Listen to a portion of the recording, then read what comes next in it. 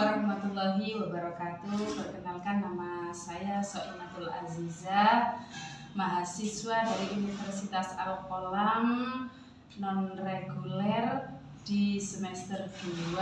Kali ini saya akan menyampaikan materi dari mata kuliah studi pendidikan Islam yang diampu oleh Ibu dosen Afi Nur Halimah. Baik, di sini saya akan menyampaikan materi tentang sistem pendidikan Islam di Indonesia.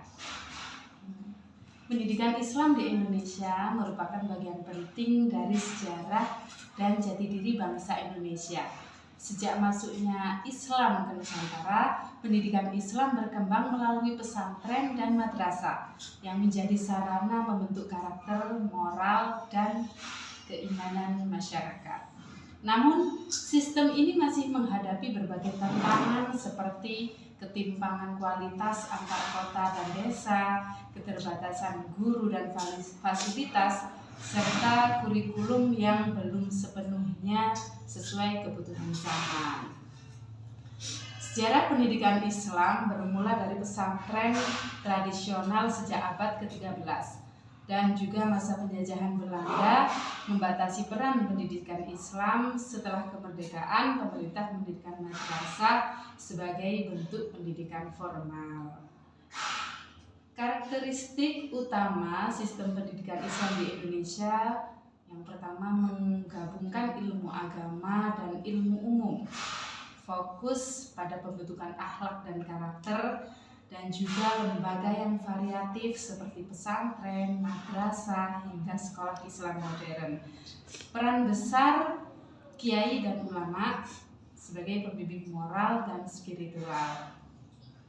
Tantangan yang dihadapi dalam pendidikan Islam di Indonesia diantaranya kesenjangan kualitas pendidikan di berbagai daerah, serta kurangnya guru berkualitas dan sarana pembelajaran, kemudian juga kurikulum yang belum sepenuhnya relevan dengan perkembangan zaman dan kebutuhan global. Di sini peran pesantren dan madrasah sangat penting dalam pendidikan Islam di Indonesia, terutama pesantren untuk membentuk karakter dan kedisiplinan melalui kehidupan berasrama. Kemudian madrasah memberikan pendidikan agama dan ilmu secara seimbang. Keduanya ini harus berkontribusi besar dalam membentukkan moral generasi muda.